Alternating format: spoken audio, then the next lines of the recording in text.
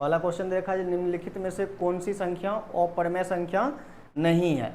तो परिमेय संख्या क्या होता है, यानी कि जो p बाई क्यू का फॉर्म लिखा रहता है और जिसमें क्या होता है q इज नॉट इक्वल 0, इसको हम क्या बोलते हैं, परिमेय संख्या। और अपरिमेय वाला क्या होता है, जैसे कि √2, √3, √5, ये सब संख्या क्या हो जाएगा, अपरिमेय संख्या। तो क्वेश्चन हमें दिया है निम्नलिखित में कौन सी संख्या अपरिमेय नहीं है। ठीक है, कौन सी संख्या अपरिमेय नहीं है। देखिए, यानी ये संख्या जो है, ये संख्या अपरिमेय संख्या है। √3 ये भी अपरिमेय संख्या है। ठीक, अब ये जो है लिखा हुआ है √4/9, तो √4/9 जो है, √4/9 इसको हम लिख सकते हैं, 4 को लिखेंगे 2 और 9 को लिखेंगे 3, ये 2/3, ये क्या हो गया p बाई क्यू का फॉर्म। अब p बाई क्यू का फॉर्म जो होगा वो क्या होगा, परिमेय संख्या। तो हमें आंसर कौन सा हो जाएगा, डी। पूछा था जो कौन सा अपरिमेय संख्या नहीं है, तो √4/9 अपरिमेय संख्या नहीं है। ठीक, अब देखिए दूसरा क्वेश्चन दे रखा है, जब प्रत्येक अपरिमेय, ये प्रत्येक परिमेय संख्या एक, यानी प्रत्येक परिमेय संख्या जो है वो क्या होता है। ठीक, ऑप्शन आपको दे रखा है एक प्राकृत संख्या, फिर दे रखा है वास्तविक संख्या, पूर्ण संख्या और इनमें से कोई भी नहीं। ठीक, जो यहाँ पे हमें दे रखा है परिमेय संख्या, तो परिमेय संख्या जो है वो क्या होती है, एक वास्तविक संख्या होती है। परिमेय संख्या जो होती है वो क्या होती है, एक वास्तविक संख्या होती है। तो इसका क्या हो जाएगा, ऑप्शन नंबर 2, प्रत्येक परिमेय संख्या जो है वो एक वास्तविक संख्या होती है। ठीक, ये हो गया क्वेश्चन नंबर 2।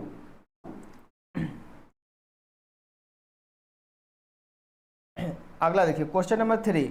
क्वेश्चन नंबर 3 में है √2।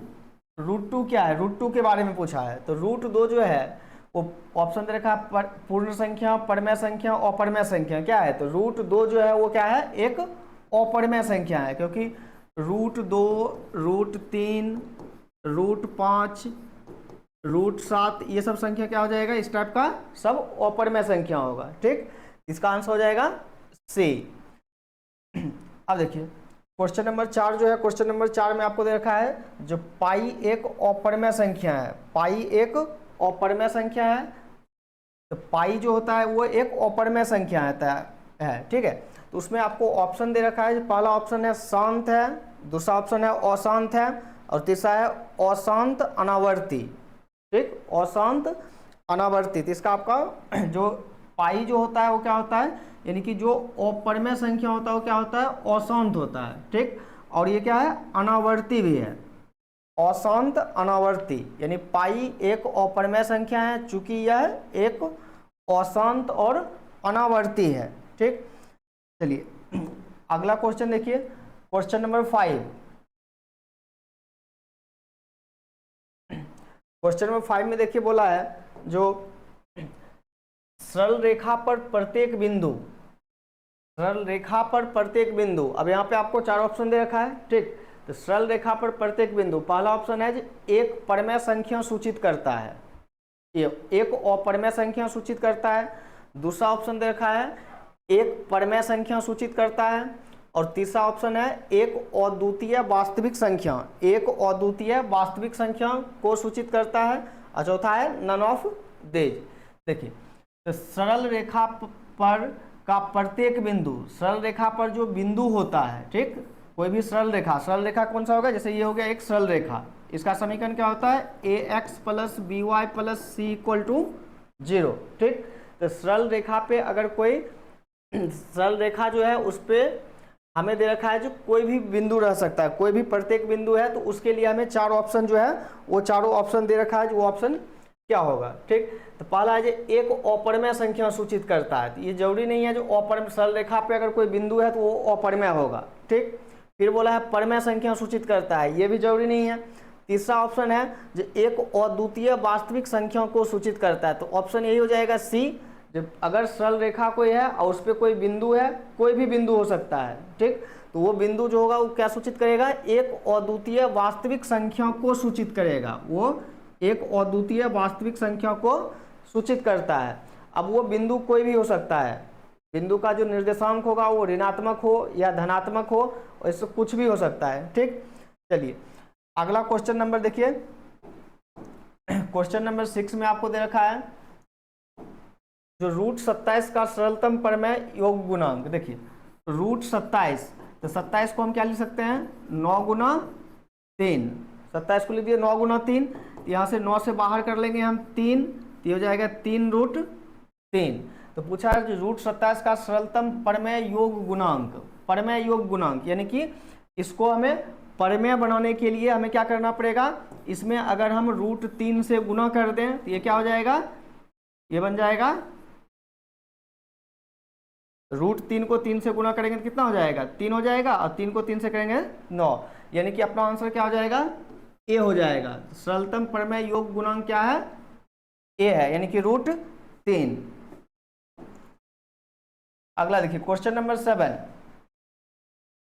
क्वेश्चन नंबर 7 में है जो रूट 2 का दशमलव प्रसार इनमें से कौन है, यानी रूट 2 का मान पूछा है क्या है, ठीक, रूट 2 रूट 3 रूट 4 ऐसे मान होता है, तो उसका मान हमें पूछा है रूट 2 का मान क्या है, तो रूट 2 का मान क्या होता है 1.4 यानी कि 1.4, ठीक। तो यहाँ पे 1.4 में देखिए चारों में से कोई ऑप्शन ही नहीं दे रखा है, ये तीनों में से कोई ऑप्शन, यह है 1.04, ये तो होगा नहीं, ये 0.1 है, ये भी नहीं होगा, 1.6 नहीं होगा, यानी 1.4 के आसपास होता है, क्या होता है 1.4, ठीक, रूट 2 का मान, तो ऑप्शन क्या हो जाएगा डी, इनमें से कोई नहीं। रूट 2 का दशमलव मान क्या होगा, तो रूट 2 का दशमलव मान क्या होता है 1.4 होता है, क्या होता है 1.4, तो ऑप्शन हो जाएगा डी, इनमें से कोई नहीं, ठीक।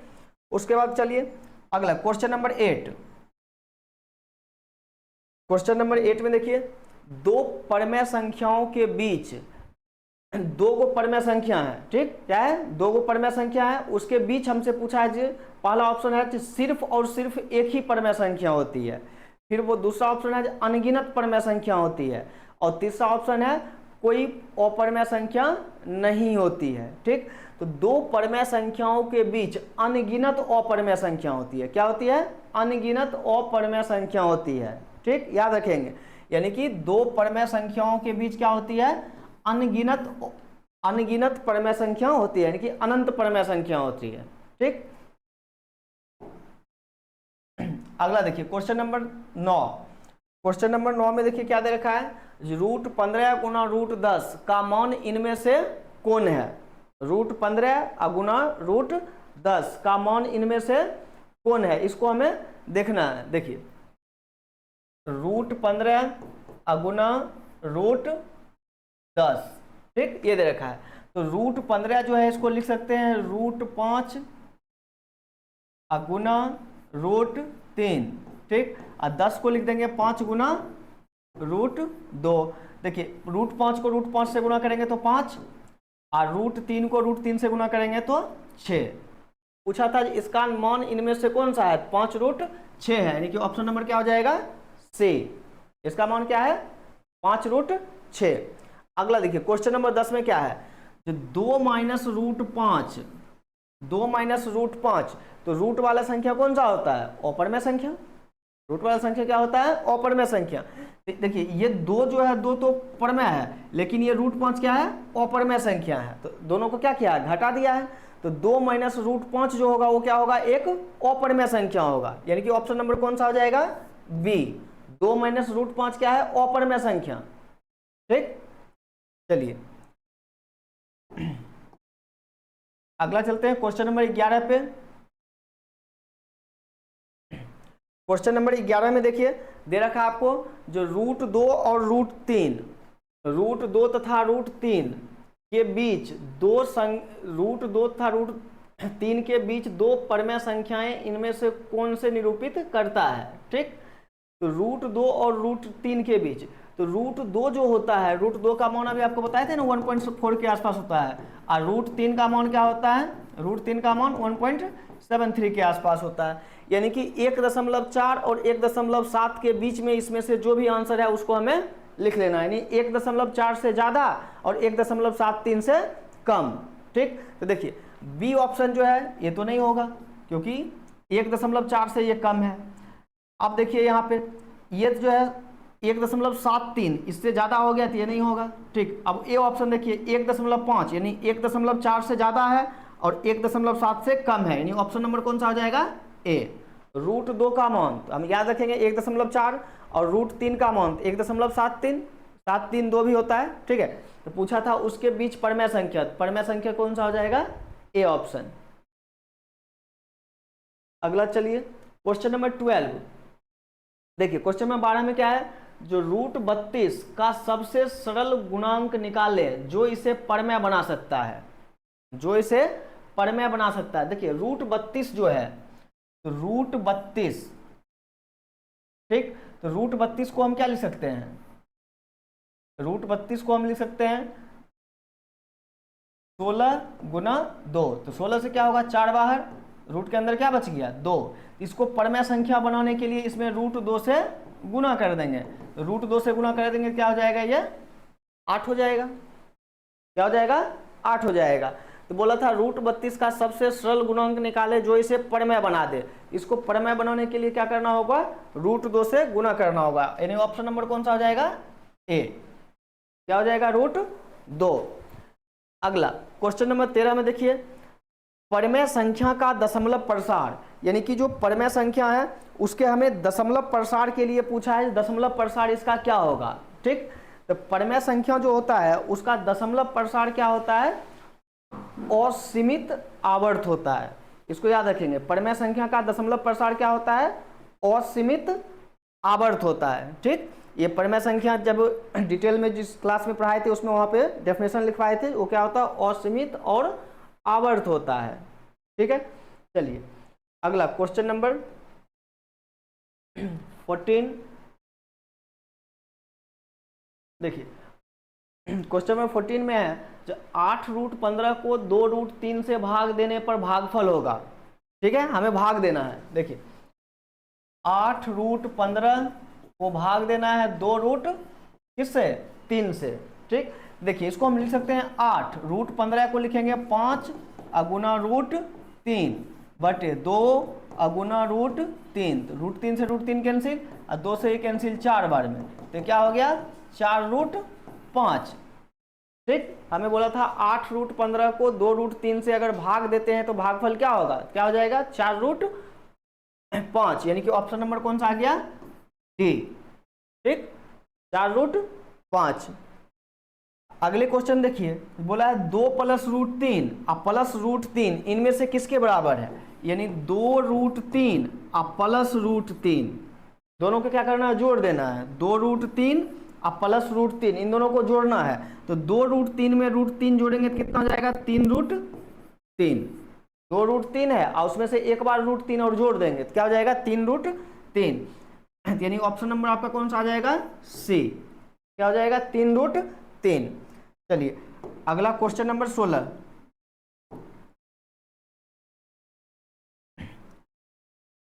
क्वेश्चन नंबर 16 में देखिए,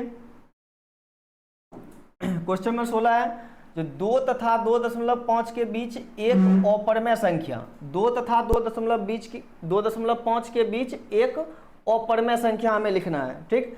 एक है 2 और दूसरा हमें दे रखा है 2.5, इसके बीच देखिए अगर यहाँ पे हम देखें तो रूट 11 जो है, रूट 11 यानी कि रूट 9 जो होता है उसका मान होता है 3, यानी यहाँ पे 11 है तो क्या होगा 3 पॉइंट समथिंग आसपास आ जाएगा, 3 दशमलव कुछ होगा। ऐसे रूट 17 है तो इसका मान क्या होगा, जो रूट 16 का मान होता है 4, तो रूट 17 का मान क्या होगा 4 पॉइंट समथिंग, क्लियर है। तो हमें चाहिए जो मान कितना चाहिए, 2 और 2.5 के बीच में हमें चाहिए, ठीक।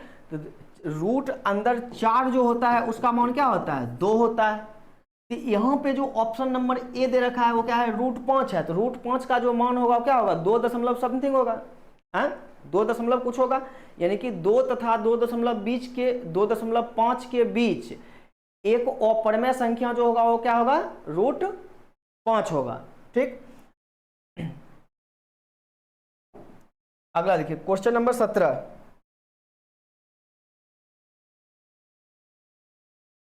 क्वेश्चन नंबर 17 है, जो 2/3 इनमें से कौन सी संख्या है, 2/3 जो संख्या है उसको भाग दे के देख लेंगे, ठीक। तो वो संख्या जो आती है वो संख्या क्या आती है, अशांत आवर्ती संख्या, क्या होती है अशांत और आवर्ती संख्या, उसको 2 को 3 से भाग देके और फिर देख लेंगे वहाँ पे निकल के आ जाएगा, वो क्या होगा, अशांत होगा और आवर्ती संख्या होगा। ठीक है, अगला देखिए, अगले क्वेश्चन में इनमें से किस संख्या का दशमलव रूप शांत होगा, यानी ये 4 ऑप्शन दे रखा है, पूछा है इनमें से किस संख्या का दशमलव रूप जो होगा वो शांत होगा, यानी कि दशमलव रूप जो होगा वो शांत होगा। तो यहाँ पे देखिए जो 5 को 9 से भाग देंगे तो ये अशांत आ जाएगा, ये भी आपको अशांत आएगा, ये भी अशांत आएगा, यानी कि ये 9/16 जो है, 9 को जब आप 16 से भाग दीजिएगा तो इसका दशमलव रूप जो होगा वो रूप क्या होगा, शांत कहलाएगा। ठीक है, वो रूप जो होगा क्या होगा, शांत कहलाएगा। अगला देखिए क्वेश्चन नंबर 19, क्वेश्चन नंबर 19 में है इनमें से कौन अपरिमेय है, तो फिर से आपको अपरिमेय के लिए आ गया है। तो पहला जो है, पहला क्या है, √5, तो √5 क्या है, अपरिमेय संख्या है। ठीक, यहाँ पे है 25, √25, तो √25 का मतलब 5, तो ये क्या है, परिमेय है। ये √12/3, तो देखिए √12 को हम क्या लिखेंगे, √4 गुना √3 अब बटे में √3, तो ये कट जाएगा, तो बराबर कितना आ गया, 2। तो ये भी क्या है, परिमेय संख्या है। हमसे पूछा था अपरिमेय संख्या कौन सा है, तो अपरिमेय संख्या कौन सा हो जाएगा, √5। ठीक,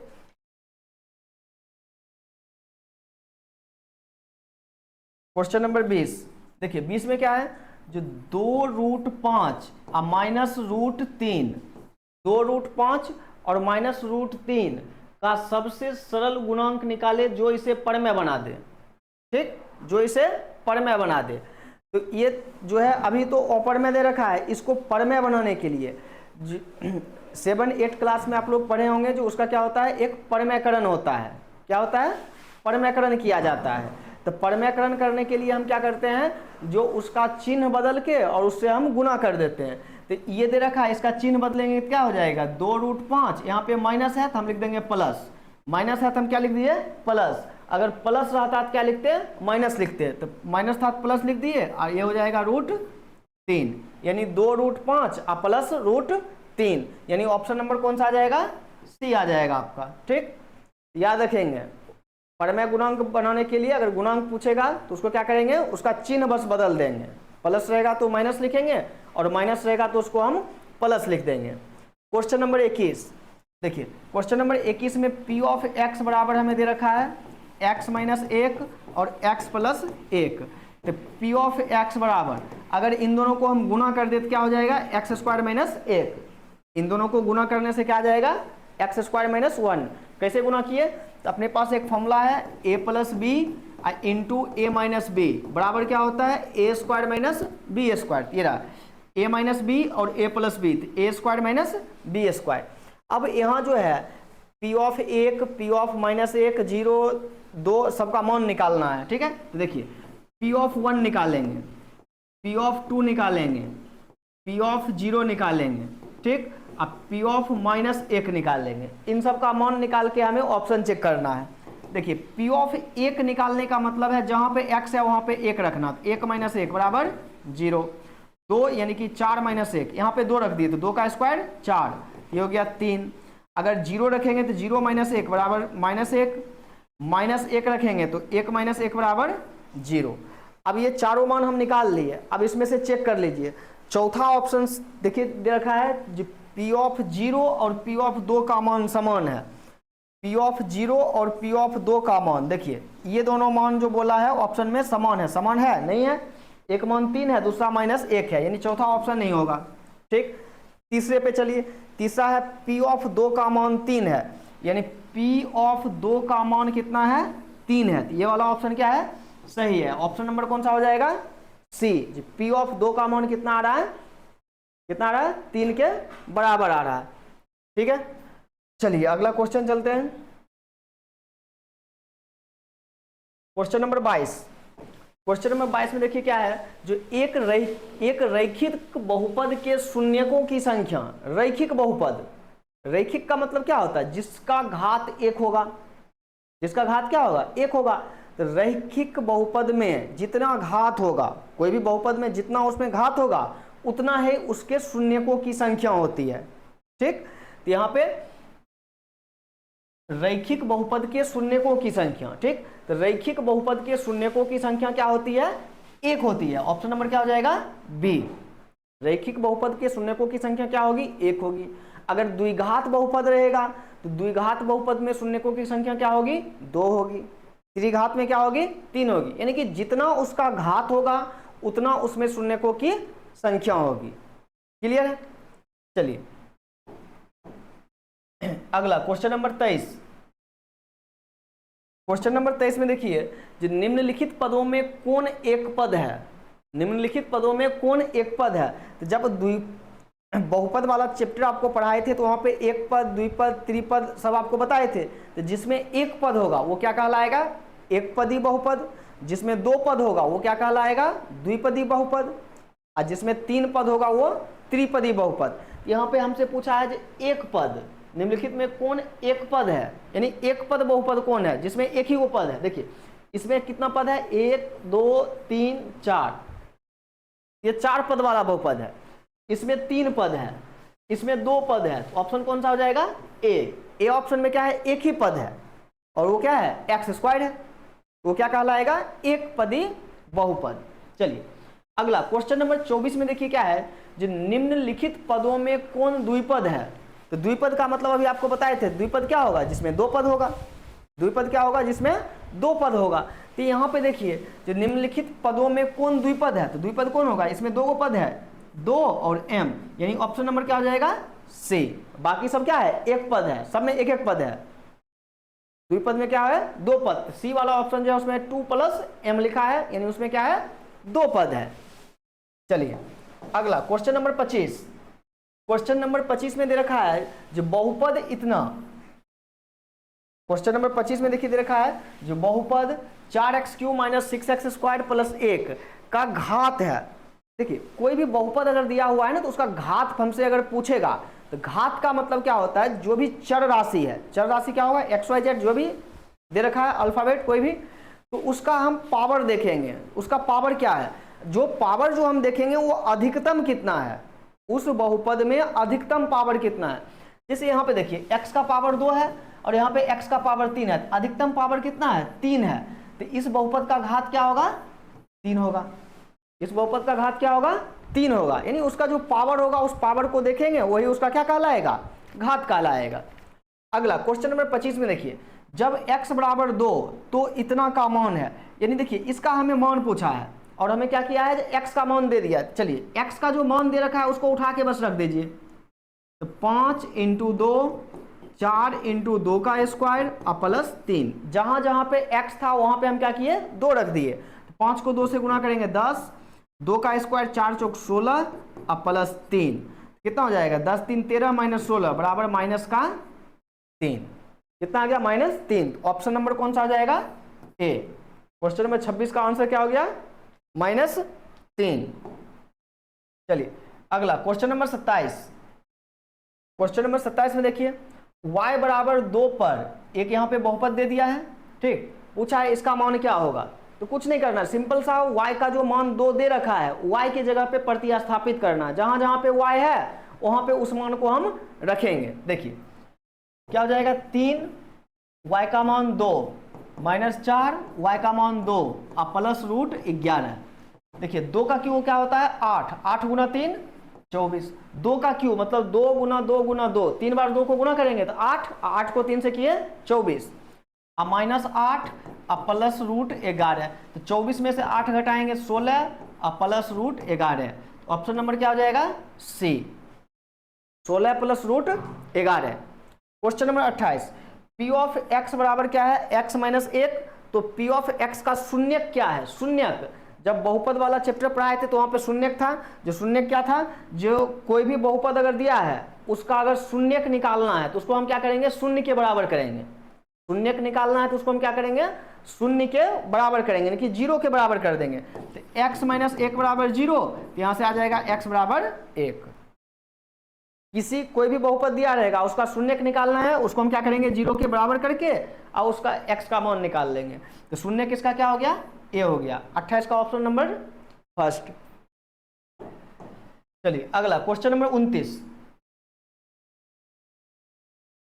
क्वेश्चन नंबर 29 में देखिए क्या बोला है जी, एक द्विघात बहुपद। द्विघात बहुपद किसको बोलते हैं, यानी कि ax² plus bx plus c, ये जो होता है द्विघात बहुपद होता है, ठीक, जिसमें घात क्या होगा, 2 होगा। तो x का पावर क्या है, 2 है, अधिकतम पावर कितना है, 2 है। तो एक द्विघात बहुपद के शून्यकों की संख्या कितनी होगी, किसी बहुपद का जितना घात होगा उतना ही उसके शून्यक होंगे। ये क्या है, द्विघात बहुपद, और नाम से ही पता चल रहा है द्विघात, जिसमें क्या होगा, 2 घात होगा। इसके शून्यकों की संख्या भी कितनी होगी, 2 होगी। यानी ऑप्शन नंबर क्या जाएगा, सी। इसमें द्विघात बहुपद में शून्यकों की संख्या कितनी होगी, 2 होगी।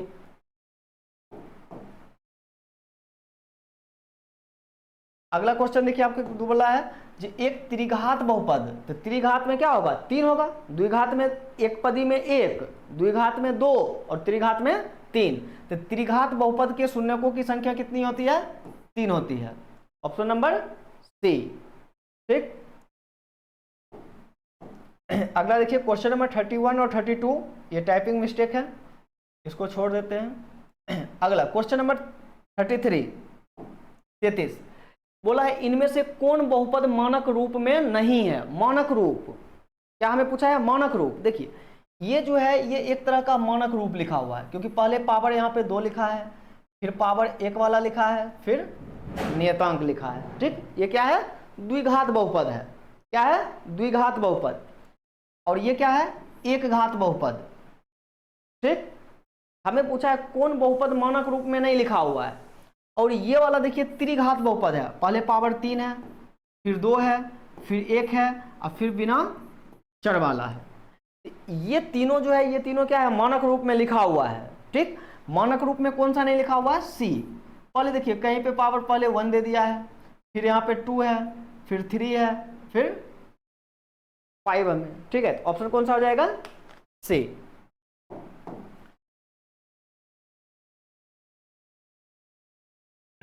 अगला देखिए, अगले क्वेश्चन में दिए बहुपद इतना में x की पावर 0, क्या पूछा है, x की पावर 0 का गुणांक कौन है। x की पावर 0, किसी भी चीज का पावर अगर 0 है तो उसका मान क्या होता है, 1, ठीक।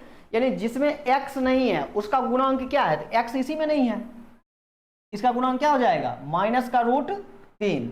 Option number D. बोला था x की पावर 0 का गुणांक क्या है, यानी जिसमें x नहीं है। अगर x की पावर 1 रहने का मतलब क्या है, जो वहां पे 1 बार x होगा। अगर x की पावर 2 लिखा है तो मतलब 2 बार x होगा। यहाँ पे हमें बोला है जी x की पावर 0, यानी जिसमें x नहीं है तो उसका गुणांक क्या हो जाएगा, -√3, ठीक है। चिन्ह के साथ लिखेंगे, प्लस चिन्ह रहेगा तो प्लस में, माइनस रहेगा तो माइनस में।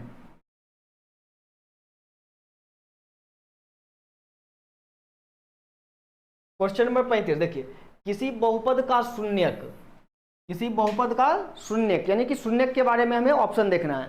बोला जो बहुपद के घात के बराबर होता है। दूसरा ऑप्शन है बहुपद में पदों की संख्या के बराबर होता है। ये जो है ये गलत है, ठीक है। जो बहुपद में पदों की संख्या से उसके शून्यक का कोई लेना देना नहीं है, ठीक है। तीसरा ऑप्शन है जो चर का मान होता है, ठीक है, चर का मान होता है। और चौथा ऑप्शन है जो चर का वह मान होता है जो बहुपद को शून्य के बराबर बनाता है, ठीक। यानी देखिए शून्यक जो होता है वो क्या होता है, चर का मान तो होता ही होता है। शून्यक क्या होता है, जो चर का मान होता है, और चर का वैसा ही मान होगा जो उसमें रखने पे हम उसको क्या करेंगे, जो जैसे कि यहाँ पे कोई भी हमें बहुपद यहाँ पे ले लीजिए x-2 है, तो चर का मान यहाँ पे x का जो मान होगा वो x का मान क्या होगा, x बराबर 2 होगा। क्योंकि x का मान यहाँ पे 2 रखेंगे तो 2 - 2 बराबर क्या आ जाएगा, 0 हो जाएगा। क्योंकि शून्यक तभी होगा जब उसको हम क्या करेंगे, 0 के बराबर कर देंगे। तो 0 के बराबर करेंगे, यानी कि ऑप्शन जो सबसे सटीक है वो कौन सा है, ऑप्शन नंबर डी है। जो चर का वह मान होता है जो बहुपद को शून्य के बराबर बनाता है। क्या करता है, जो बहुपद को शून्य के बराबर बना देता है, वही क्या कहलाता है,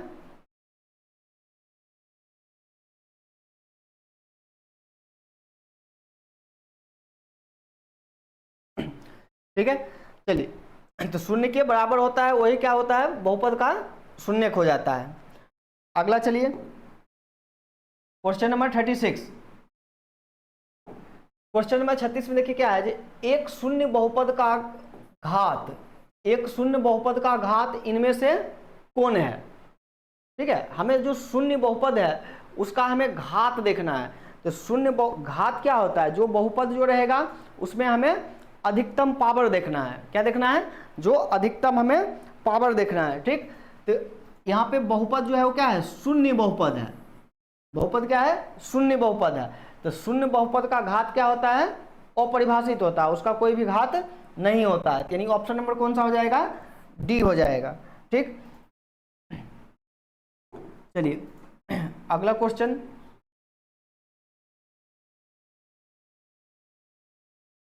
अगला क्वेश्चन है जो घात 4 के बहुपद में पदों की अधिकतम संख्या इनमें से कौन होगा। यानी कि घात जो है वो 4 है, पूछा है जो घात 4 के बहुपद में पदों का अधिकतम संख्या क्या होगी। ठीक है, तो किसी भी बहुपद का जितना उसमें घात होता है उससे एक अधिक पद की संख्या होती है। क्या होती है, पदों की संख्या उससे एक अधिकतम होती है। तो घात 4 के बहुपद में पदों की अधिकतम संख्या कितनी होगी, घात 4 है तो पदों की संख्या कितनी हो जाएगी, 5 हो जाएगी। जैसे कि अगर देखा जाए तो हम उसको लिख सकते हैं 4 घात वाले बहुपद, ax⁴ plus bx³ plus cx² plus dx plus e। देखिए 1 2 3 4 5, यानी 4 घात वाले बहुपद में पदों की अधिकतम संख्या कितनी हो सकती है, 5 हो सकती है, अधिकतम 5 ही हो सकती है। ठीक, अगला देखिए क्वेश्चन नंबर 38 क्या बोला है, दिए गए बहुपद p ऑफ x बराबर इतना का शून्यक इनमें से कौन है। देखिए बहुपद क्या दे रखा है जी, p ऑफ x बराबर x - 3 और x - 5, इसका शून्यक निकालना है। शून्यक निकालने के लिए क्या करेंगे, इसको शून्य के बराबर करेंगे, यानी p ऑफ x बराबर 0, तो x - 3 और x - 5 बराबर 0, तो x - 3 बराबर 0 और x - 5 बराबर 0। तो यहाँ से x बराबर 3 और दूसरा आ जाएगा x बराबर 5, यानी क्या हो जाएगा 3 और 5, यानी कि ऑप्शन नंबर डी। तो अगर किसी का भी शून्यक निकालना होगा तो उसको क्या करेंगे, सबसे पहले शून्य के बराबर करेंगे और वहाँ से जो भी चर राशि होगा उसका मान ज्ञात कर लेंगे।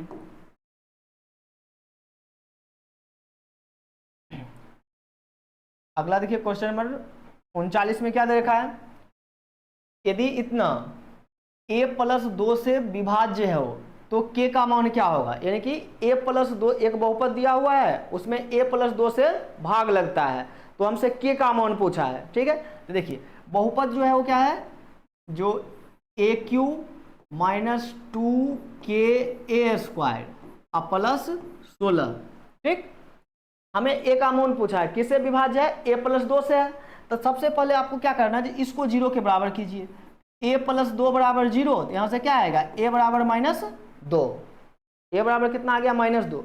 अब ये जो a का मान जो -2 आया है, a का मान जो -2 आया है उसको उठा के यहाँ पे पुट कर देना है। क्या करना है, इस a के मान को लेके यहाँ पे प्रतिस्थापित कर देना है और इसको 0 के बराबर कर देना है। देखिए a का मान हम रखेंगे -2, तो -2 का क्यूब 2k, a का मान -2 और प्लस 16 बराबर 0। ठीक, तो 2 का क्यूब कितना होगा -8, 2 का स्क्वायर 4, 4 दूनी 8k और प्लस 16 बराबर 0 हो गया। 8 - 8k बराबर 0, तो यहाँ से क्या जाएगा 8k = 8, 8 से 8 कैंसिल, तो k बराबर 1, तो k का मान क्या हो जाएगा 1 हो जाएगा। विभाज्य था तो हम वहाँ पे क्या किए, शेष वाला जो प्रमेय था वो प्रमेय हम लगा दिए। a+2 से विभाज्य है, a+2 को 0 के बराबर किए तो वहाँ से a का मान मिला और उस a के मान को इस बहुपद में हम संतुष्ट करवा दिए, तो हमें k का मान मिल गया कितना, 1 के बराबर। ठीक है, चलिए अगले क्वेश्चन में चलते हैं, क्वेश्चन नंबर 40।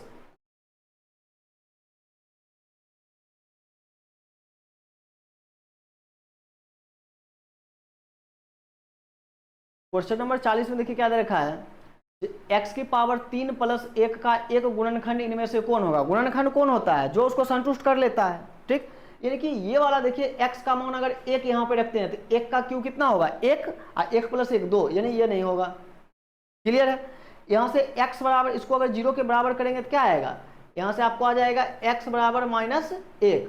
अगर x का मान -1 आप यहाँ पे रखते हैं तो -1 का क्यू क्या होगा, -1, और यहाँ पे +1 बराबर क्या आ गया, 0 आ गया, संतुष्ट कर गया। यानी कि ऑप्शन कौन सा हो जाएगा, बी नंबर। यानी x³ + 1 का एक गुणनखंड क्या है, x + 1 है। क्लियर है। या फिर आपको इसको AQ + BQ के फॉर्मूला पे भी तोड़ सकते हैं। ठीक, देखिए AQ + BQ का फॉर्मूला क्या होता है, A + B into A² + B² -AB। आपको क्या दे रखा था, x³ + 1 दे रखा है, तो 1 को लिख सकते हैं 1 का क्यू, क्योंकि 1 का क्यू कर दे या 1 का पावर कुछ भी करेंगे क्या होगा, 1 ही होगा। तो यहाँ पे इसको A मान लेंगे, इसको B मान लेंगे, तो हो गया x + 1 इंटू x² + 1 - x। एक गुणनखंड ये हो गया, दूसरा गुणनखंड ये हो गया। ठीक, तो कौन सा मैच कर रहा है, ऑप्शन नंबर फर्स्ट। दूसरा वाला, ये तीसरा वाला मैच नहीं कर रहा है, क्योंकि x के साथ में क्या है, माइनस है, और यहाँ पे क्या है, प्लस है। क्लियर है। चलिए अगला क्वेश्चन नंबर 41 देखिए। क्वेश्चन नंबर 41 में क्या है, जो मूल बिंदु का x निर्देशांक होता है, मूल बिंदु क्या होता है, जहां पे दोनों अक्ष एक दूसरे को काटता है। अक्ष कौन होता है, x अक्ष और y अक्ष। तो देखिए ये हो गया आपको x अक्ष और ये हो गया y अक्ष, x' y'। इधर x का मान धनात्मक, इधर x का मान ऋणात्मक। ठीक, ऊपर जाने पे y का मान धनात्मक और नीचे आने पे y का मान ऋणात्मक होता है। तो मूल बिंदु किसको बोलते हैं, जहां पे दोनों अक्ष का कटान बिंदु होता है। x अक्ष और y अक्ष का कटान बिंदु ये है, ये वाला बिंदु क्या कहलाता है, 0,0। ये वाला बिंदु क्या कहलाता है, 0,0। यानी यही क्या है, एक मूल बिंदु है। तो बोला है मूल बिंदु का x निर्देशांक। तो कोई भी बिंदु में सबसे पहला मान जो होता है वो x होता है, और बाद वाला क्या होता है, y होता है। तो मूल बिंदु का निर्देशांक क्या है, 0,0 है। इसका x निर्देशांक क्या है, 0 है। यानी x निर्देशांक पूछा है तो आंसर क्या हो जाएगा, A। क्वेश्चन नंबर 41 का ऑप्शन क्या हो जाएगा, A। क्वेश्चन नंबर 42 देखिए। क्वेश्चन नंबर 42 में है, बिंदु 5,3 किस चतुर्थांश में है। बिंदु 5,3 जो है वो किस चतुर्थांश में है। तो चतुर्थांश वाला चिन्ह, आपको चिन्ह परिपाटी पता है। जो चतुर्थांश जो होते हैं कितने होते हैं, 4 होते हैं। इसमें क्या होता है, प्लस प्लस, x का मान प्लस, y का मान भी प्लस। इसमें क्या होता है, x का मान माइनस, y का मान प्लस। इसमें क्या होता है, x का मान माइनस और y का मान माइनस। यहाँ पे x प्लस और y माइनस। ये जो दे रखा है इसमें क्या है, x भी प्लस है, y भी प्लस है। तो ये कौन से चतुर्थांश में है, प्रथम चतुर्थांश। ठीक, ये होता है प्रथम, द्वितीय, तृतीय और ये चतुर्थ। तो 5,3 जो है वो किस चतुर्थांश में स्थित है, तो 5,3 जो है वो प्रथम चतुर्थांश में स्थित है। तो ऑप्शन नंबर कौन सा हो जाएगा, ए। ठीक, अगला देखिए, बिंदु -5,2 किस चतुर्थांश में स्थित है, -5,2। तो x का मान -5 और y का मान 2, यानी x का मान ऋणात्मक है और y निर्देशांक क्या है, धनात्मक है। तो माइनस प्लस, देखिए माइनस प्लस कौन सा चतुर्थांश होगा, द्वितीय चतुर्थांश। यानी ऑप्शन नंबर क्या कौन सा आ गया, बी। अगला देखिए क्वेश्चन नंबर 44, क्या यदि कोई बिंदु चतुर्थांश में है तो। ठीक, देखिए यहाँ पे जो है, यहाँ पे कुछ क्वेश्चन में जो है टाइपिंग मिस्टेक है। ठीक है, अगले क्वेश्चन चलते हैं।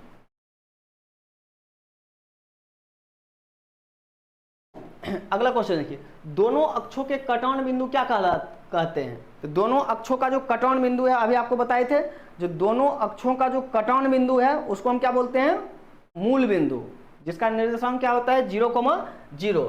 तो दोनों अक्षों के कटान बिंदु को कहते हैं, हम क्या कहते हैं, मूल बिंदु, जिसका निर्देशांक क्या होता है, 0,0 होता है। ठीक है, मूल बिंदु और जिसका निर्देशांक क्या होता है, 0,0। अब देखिए क्वेश्चन नंबर 46 में दे रखा है, बिंदु 3,0 कहाँ स्थित होगा। बिंदु 3,0 जो है वो कहाँ स्थित है। ठीक, तो देखिए ये जो बिंदु है, ऑप्शन आपको दे रखा है x अक्ष, y अक्ष, मूल बिंदु और प्रथम चतुर्थांश। ठीक, ये जो बिंदु है, बिंदु 3,0 कहाँ स्थित होगा। तो इसमें देखिए y निर्देशांक जो है, y निर्देशांक क्या है, 0 है। बिंदु का y निर्देशांक क्या है, 0 है। अगर किसी बिंदु का y निर्देशांक जो है, y निर्देशांक क्या है, 0 है, यानी कि एक्स अक्ष जो रहता है, एक्स अक्ष पे क्या रहता है, सिर्फ एक्स का मान आपको मिलेगा। देखिए जैसे ये एक्स अक्ष हो गया, ये वाई अक्ष हो गया, ठीक। तो यहाँ पे अगर हम देखेंगे तो यहाँ पे क्या मिलेगा, सिर्फ एक्स का मान मिलेगा, यहाँ पे वाई का मान क्या होगा, 0 होगा। इसमें देखिए वाई निर्देशांक 0 दे रखा है, यानी बिंदु 3,0 जो है वो कहाँ स्थित होगा, यहाँ पे कहीं पे स्थित होगा। ये कौन सा अक्ष है, एक्स अक्ष है, ठीक। यानी इसका ऑप्शन क्या हो जाएगा, ए। बिंदु 3,0 जो है वो कहाँ पे स्थित है, तो एक्स अक्ष पे स्थित है।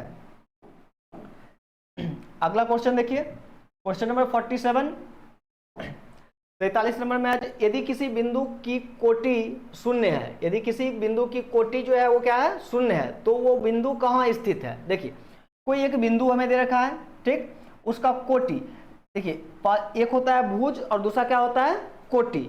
यहाँ पे हमें कोटि जो है वो शून्य दे रखा है, ठीक। भुज मान के चलिए कुछ है, ए है, ए का मान कुछ भी हो सकता है।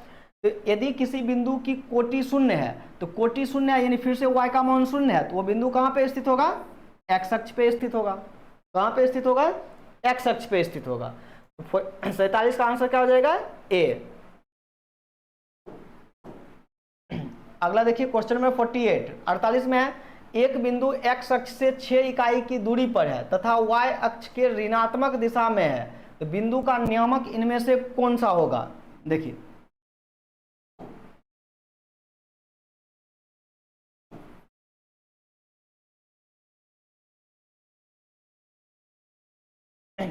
एक बिंदु x अक्ष से 6 इकाई की, x अक्ष से 6 इकाई की दूरी, देखिए x अक्ष यहाँ पे है और इससे 6 इकाई की दूरी पे, और y अक्ष के ऋणात्मक दिशा, ये होता है y डैश यानी ऋणात्मक, और इधर y, इधर x डैश और इधर x, इधर y का मान ऋणात्मक होता है। तो x अक्ष से मान चलिए यहाँ से लेके यहाँ तक का जो दूरी है वो 6 इकाई का है, ठीक।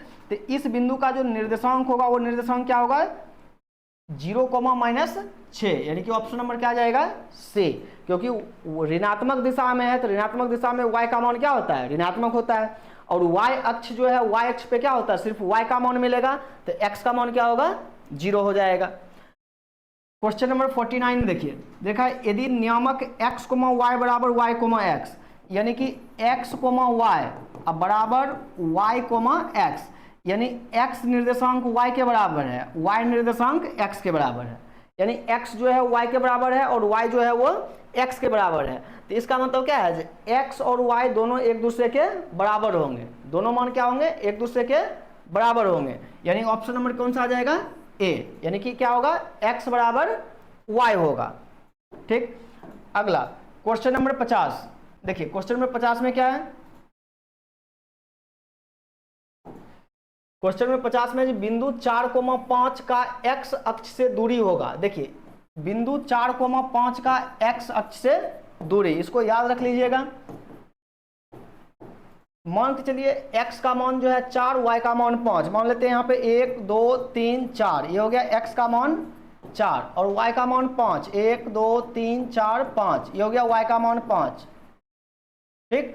तो x का मान 4, y का मान 5, देखिए x का मान 4 के सामने चलेंगे और y का मान 5 के सामने, यानी कि यहाँ पे वो बिंदु होगा कितना, 4,5। तो बोला है बिंदु 4,5 का x अक्ष से दूरी, देखिए बिंदु यहाँ पे है, ठीक, x अक्ष यहाँ पे है, ठीक। तो यहाँ से लेकर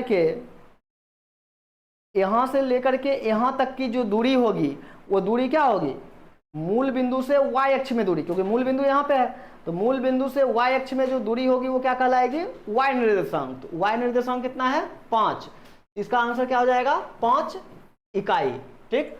तो कोई भी बिंदु अगर दिया रहेगा, अगर x अक्ष से दूरी बोलेगा तो उसके y निर्देशांक के बराबर होगा, उल्टा कर देना है, x अक्ष से दूरी बोलेगा तो y निर्देशांक के बराबर करेंगे, और अगर y अक्ष से दूरी बोला तो x निर्देशांक के बराबर कर देंगे। तो यहाँ पे हमें x अक्ष बोला था तो उसको हम y निर्देशांक के बराबर कर दिए, y निर्देशांक कितना है, 5, तो इसका आंसर क्या हो गया, 5 इकाई, ठीक है। तो यहाँ पे 50 क्वेश्चन जो है डिस्कस हो गया, बाकी का क्वेश्चन जो है वो हम अगले क्लास में जो है डिस्कस करेंगे, ठीक है।